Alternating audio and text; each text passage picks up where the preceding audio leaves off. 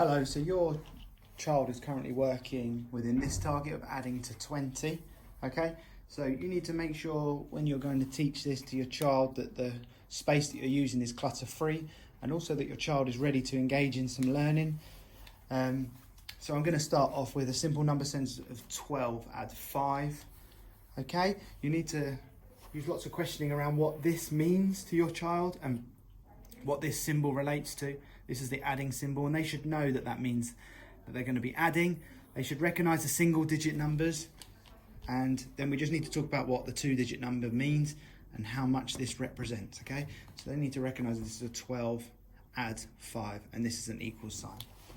All right? If they're struggling with recognising their 2-digit number, you could have some number cards available. You could have a number line above where you're working. You could just write that, or you could print one off. You need to get some engaging objects. I've just got some number cubes, it's just me doing it, but anything that your child will engage in would be great to use, okay? I've got 2 bowls. You could use anything that was going to hold the objects, or you could just draw a circle. Because your child is working at adding to 20, I'd like you to, first put the plus symbol in here and the equals sign over here, and talk about what this means and what this means. We're going to start with the 12, and because your child's adding larger numbers to 20, in this one we should write the number 12 because that's the first number you're using. And they're going to start gaining the skill of counting on from the first number, because if you're not counting on from the first number, it's going to take you a long time when you're adding. So they need to add 5, and they're going to put the objects in here when they're adding when they're counting up the objects, sorry.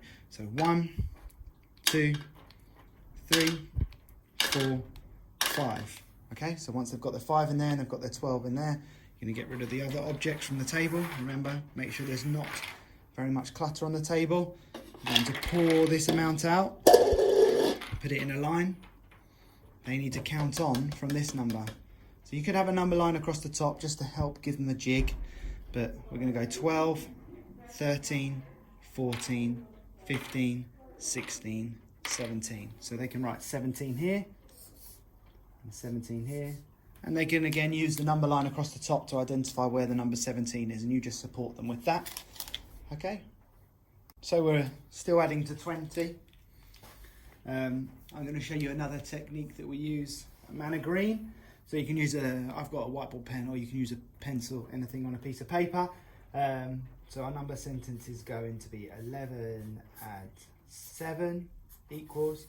Same questioning around what all this means, recognising this symbol, recognising the number, and recognising this number, and telling you they should know this 1-digit number, but they might need a little support with the 2-digit, and talking about that this means equals. So first of all, you are going to have a number line here.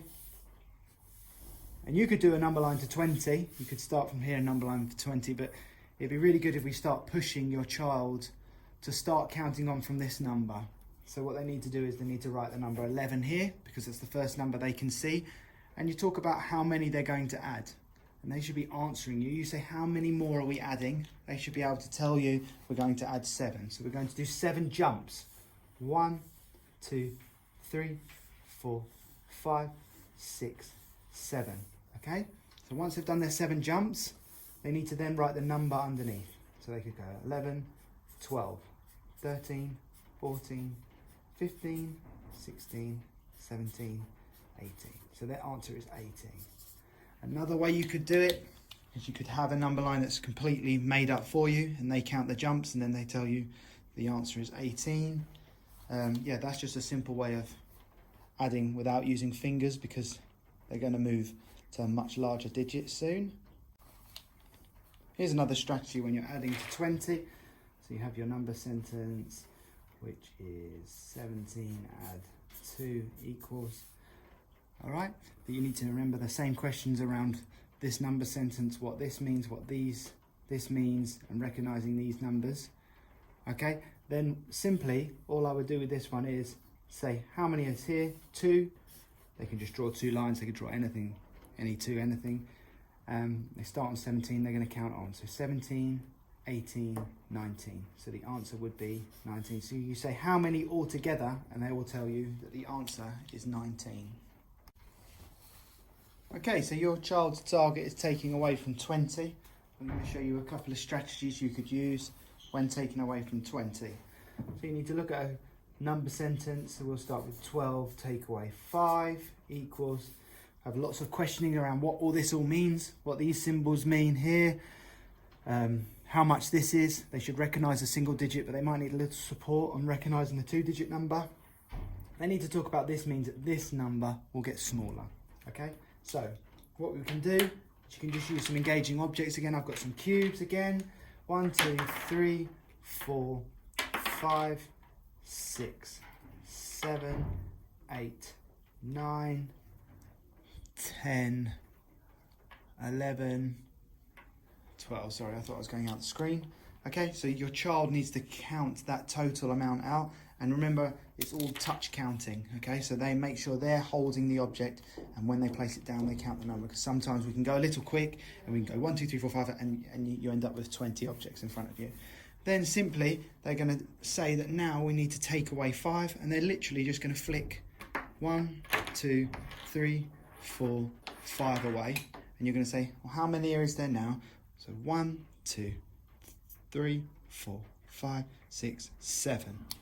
Okay, so the answer is 7, and remember, it's all touch counting. They touch the object and then said the number, and you say how many altogether now, and they will say 7. Here is another strategy of taking away from 20. So you write a simple number sentence out. 15 take away 4 equals, and then you need to make a quick number line. The biggest number is this. So you're going to say 15. And remember, you're going to ask those same questions about this number sentence. You're going to write 15 here because it's not going to go any bigger. We're going to get smaller. And then they're going to count back the jumps. 1, 2, 3, 4. Okay? Your child might find this a little tricky, because counting backwards is obviously harder than counting forwards. Make sure you've got a number line available if they're finding it difficult to count backwards. And then they're just going to write the numbers in. So 14, 13, 12, 11. And the answer is 11. Remember, you don't need to use a whiteboard pen onto a table. You can use a piece of paper and a pencil, anything like that will make a mark that the children will engage in.